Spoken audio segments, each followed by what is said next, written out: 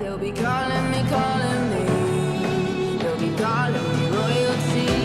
Best to give me loyalty, 'cause I'm taking the world, you'll see. They'll be calling me, they'll be calling me royalty.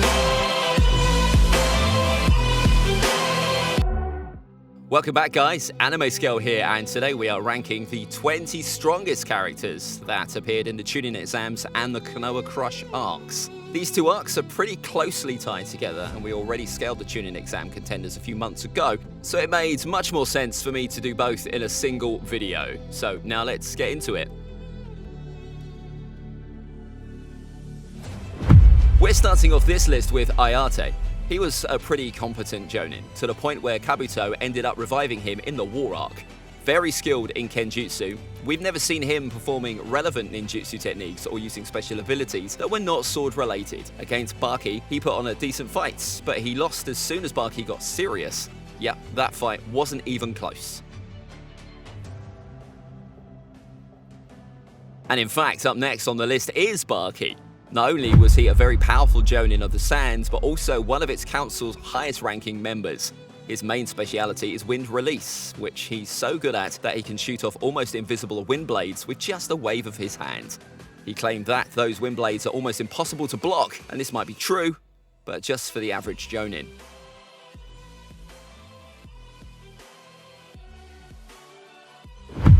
Even Genma engaged in combat with Baki, but unlike Ayate, he managed to get out just fine.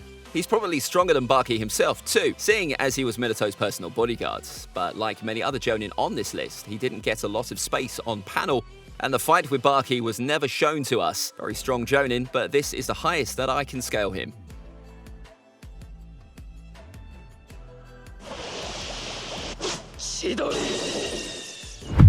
This might seem a little out there, but hear me out. Sasuke managed to wound a crazed and half-transformed Gaara. This is the same Gaara who, as a little kid and in his base form, was casually killing an Anbu-level shinobi. That alone put Sasuke pretty far up there in terms of strength. Gaara here was bloodlusted and seriously wanted to kill Sasuke. Even Temari confirmed this when she said that she never saw her brother this angry and excited at the same time. Besides this, Sasuke won both clashes with Gaara before running out of chakra. He lasted way longer than anyone below him on the list would have.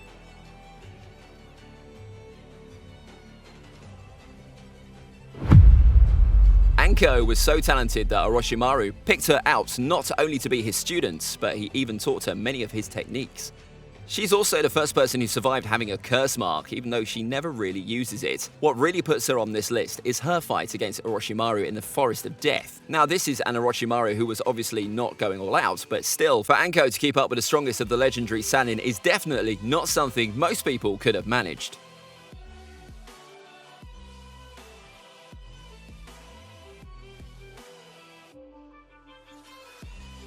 Ibiki didn't really do a lot of fighting in this arc. He was helpless in front of the three snakes that were tearing through any kind of defense. However, based on what we know he can do, remember his feats in the Pain arc, and his position as commander of Konoha's interrogation forces, it's impossible to scale him any lower.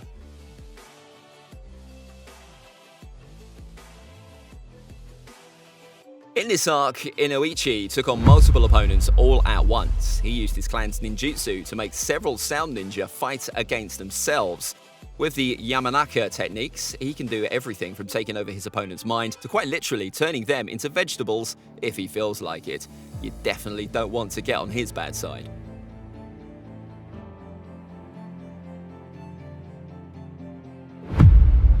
Alba was one of the few who managed to break out from the genjutsu that everyone in the stadium fell under. After that, he pretty much immediately got to work, helping in the defense of the village by taking on several ninja at once. He's above people like Ibiki and Inoichi based on his feats against Kakuzu and Kisame in the later arcs.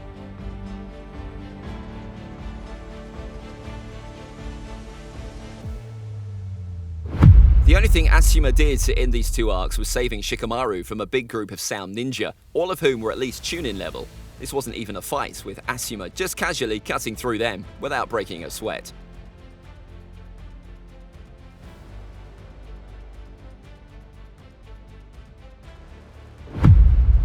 Shikaku is easily one of the smartest characters in the entire show, capable of everything from leading an entire army to dissecting an opponent and finding weaknesses even they didn't know they had. We didn't get to see much of him in this arc. All we really saw was him helping Ino-Ichi and Choza, mowing down one ninja after another. With the Black Spider Lily technique, he instantly paralyzed dozens of sound and sand ninja, letting Ino-Ichi finish the job for him. Rounding out the Ino-Shika-Cho trio, we have Choza. Just like his teammates, all we really saw Choza do was bullying the invaders who are way out of their league. Choza especially is a master at the multi-size technique, capable of maintaining this form for about as long as he feels like. This quite literally makes him more of a raid boss than an enemy ninja, requiring dozens of ninja just to contain, not defeat him. I scaled him higher than Ino-Ichi and Shikaku here due to his feats in the war, such as against the Geru statue, but he obviously never went all out in this arc. Hiashi is no joke. In this arc, we saw him taking on dozens and dozens of enemies, beating them all without any effort at all. That wasn't exactly him going all out either.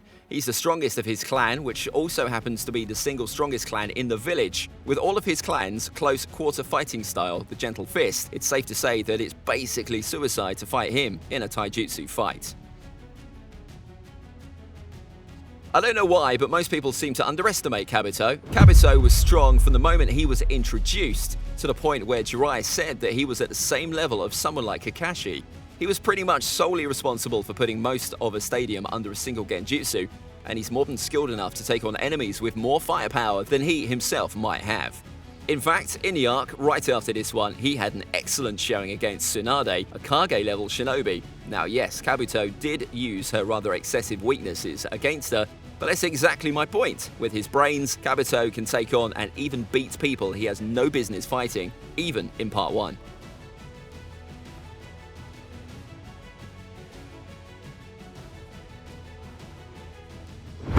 I know I'm ranking Guy pretty low here, but hear me out. I'm only ranking Guy based on how much of his power he ended up using in these 2 arcs, and all he did was saving Lee from being crushed by Gaara's sand and help taking down Sound and Sand Shinobi here and there. Pretty much the same as Guy, Kakashi didn't do all that much either, besides taking on some enemy ninja in the background. He was one of the few who noticed and reacted to the genjutsu over the stadium. Again, if Kakashi had gone all out, I'd have put him much higher on this list. Still, even with his small showings here, he does get a pretty high ranking. It's hard for me to stress just how strong Gaara is with his tailed beast. Shikaku is the weakest of the 9, but being the weakest nuclear missile isn't exactly a diss. When Gaara released his tail beast, the battle immediately became a Kage-level fight, where anyone below that level would have instantly died. To put this into perspective, literally the entire plan for the Sand Village boiled down to letting Gaara release Shikaku in the middle of the Leaf Village and kill as many people as he could. In this form, Gaara is strong enough to crush most people like a bug, to the point where even his allies are afraid of him.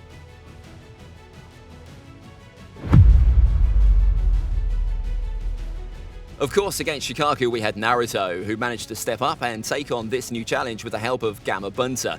Gamabunta is easily one of the strongest summons in the whole show, since he went head-to-head against one of the tailed beasts, who was more than holding his own. He's surprisingly quick and proficient in Kenjutsu, besides being able to use powerful techniques like the Toad Oil Flame bullet, or the liquid bullets used in this fight. Just his and Shikaku's fight alone was able to decimate most of the forest they were fighting in. Combine his strength with Naruto's quick thinking in fights, and the two of them were able to knock Gaara out of his rage and save hundreds, if not thousands of lives.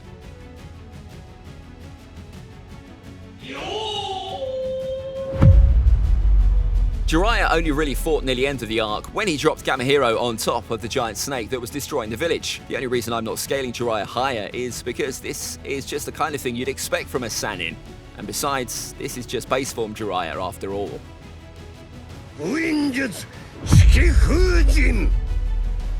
Hiruzen has seen better days by the time of the Konoha Crush Arc. He did about as well as he could have, fighting not only Orochimaru to a standstill, but even taking on the heavily weakened reanimations of the first and second Hokage, countering all of their jutsus and managing to use the Reaper Death Seal to not only seal the first and the second, but to also kill Orochimaru too. Now, on Orochimaru, during the fight, Hiruzen told him that he couldn't select him as the fourth Hokage because of his warped thinking, and not because there was someone that was way stronger than him. I still have Minato above Orochimaru, but through this statement, we understand that the power gap between the two was not wide. Remember that Orochimaru tried to summon even Minato, but couldn't, being Minato's soul sealed into the Grim Reaper. Even though Orochimaru hadn't perfected a technique yet, the jutsus that Tobirama and Hashirama performed were quite powerful and gave Hiruzen a lot of trouble. In fact, Lord Third barely managed to win against the first and second Hokage, and Minato's summon would most likely have turned the tides of this super close fight. Besides, Hiruzen basically did have to kill himself to temporarily stop Orochimaru. In a straight-up fight without Edo Tenseis involved, Hiruzen would have 100% won. That's it for this video. Let me know what you guys think in the comments below. If you have any suggestions for future videos, be sure to drop those down below too, and I'll see you in my next video. It's AnimeScale out. Bye!